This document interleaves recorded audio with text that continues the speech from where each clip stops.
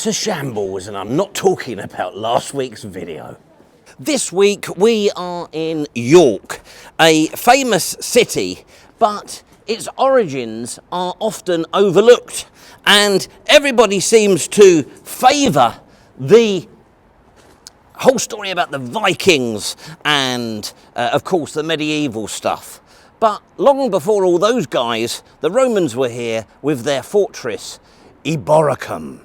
And it's the Roman remains of Eboracum in York that we're interested in for the Roman Gazette. And we've got a slightly unusual guide this week. We are going to be using this. It's a guide to the Roman remains in Britain, and it was published in 1975. The last revision was 1988, and its author is Roger J.A. Wilson. Don't know if he's still around, but we're going to use this to see what Roman remains we have in York, but also how much has changed in the intervening, whatever that is, 30, 40, 50 years. In England, we love to vote in the Conservatives, and as their name implies, they are the best custodians of our built heritage. So I'm sure we're going to find 50 years on, most of that time has been under the Conservatives, thank goodness. I'm sure we'll find that everything is in order. It's not as if the Tories would ever sell out our history for a quick profit from a greedy fat cat developer. Right, let's get the party started. Let's see what the book has to say. That's the main entrance that the book refers to. Up there is the archway, but we've checked under there and there's no sign of the coffins. They now seem to have been strategically placed in this flower bed. Change. Our guide from the 1970s tells us that this polygonal bastion was added around about AD 300. But it's up here where the squee really starts.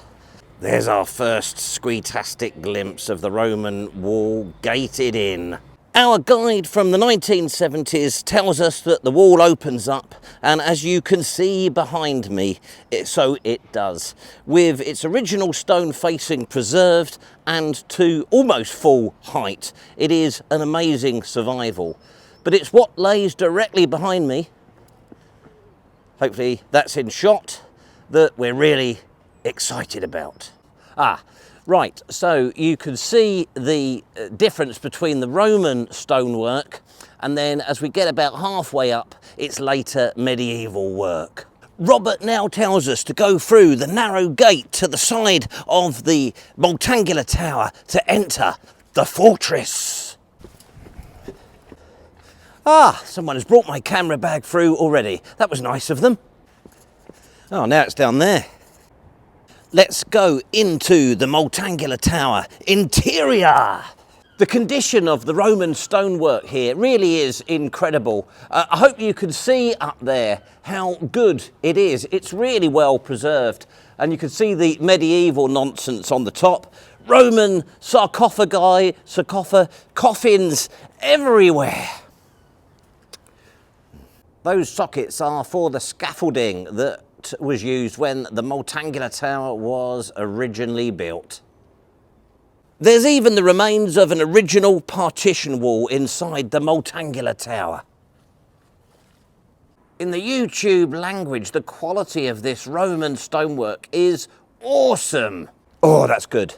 And I think the quality of this just goes to show a point I've previously made, that if it wasn't for all the idiots that came after the Romans in England, there would be so much more standing Roman architecture for us to enjoy today. And then moving along from the Multangular Tower, we head along this fine stretch of 4th century curtain wall, excavated in 1967. And then Roger leads us down to a very interesting section of the wall, known as the Anglian Tower, built into the Roman curtain wall. We're a little uncertain about its origins, and Roger says that it couldn't be dated more accurately than around about 400, the end of the Roman period, through to about 870. Some antiquarians do believe that it is Roman. I've had a look on the internet, and it appears that nothing has changed in our understanding, or rather our lack of understanding about the Anglian Tower since Roger did his work in 1975. Roger tells us from the 1970s that we now need to leave the museum gardens, and that's what we're going to do. We're going to head on up here to these traffic lights where Roger tells us we must turn left. So we'll do as we're told.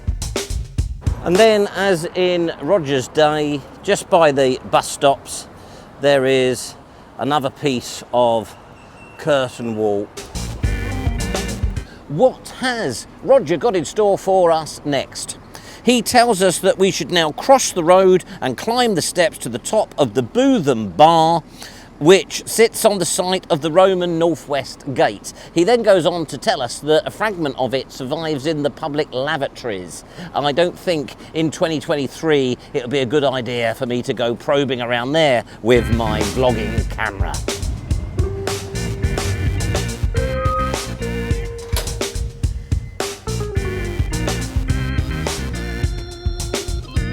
Well, it appears you can't get to the top of Bootham Bar like you could in 1975. Health and safety gone mad, no doubt.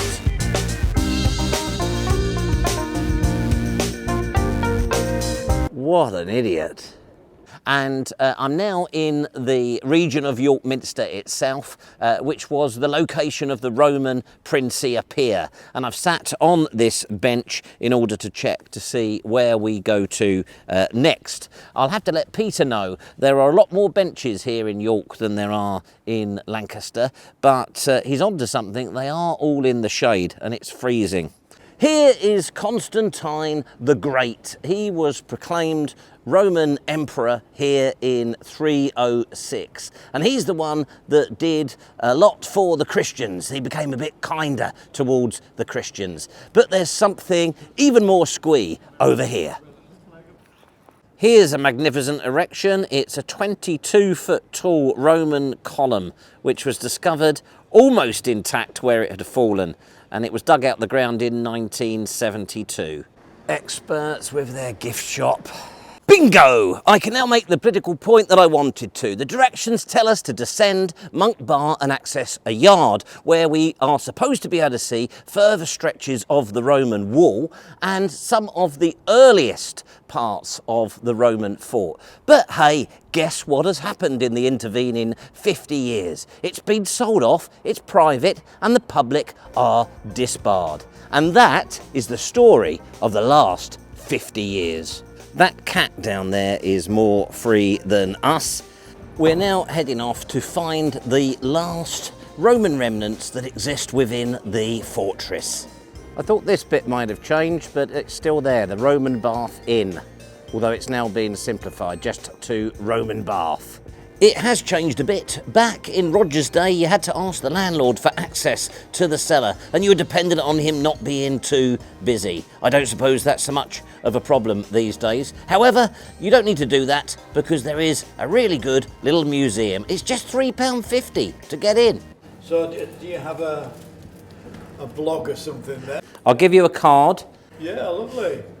And what we're looking at is military, because you're in the bottom corner going out that way of Iporacum, huge 50-acre Roman fortress, built in 71 AD by the 9th Legion that came up from Lincoln in 71. 5,000 soldiers built this huge 50-acre fortress. Nothing here that we know of before the Romans arrived, so York's a Roman city. Well, that's a sort of a bit of a theme of my vlog this week, that everyone thinks of York as Viking or medieval with the shambles, but in reality, the Romans created it, didn't they? Yeah, we're a Roman city, full stop. The main man. Let's get started. I hope you've enjoyed the vlog this week, as we have travelled back in time to the 1970s in order to travel back in time to AD 71 and the Roman fortress of Ibercorum. Make sure you like and subscribe, and there'll be another Roman Gazette next Sunday. Thanks for watching.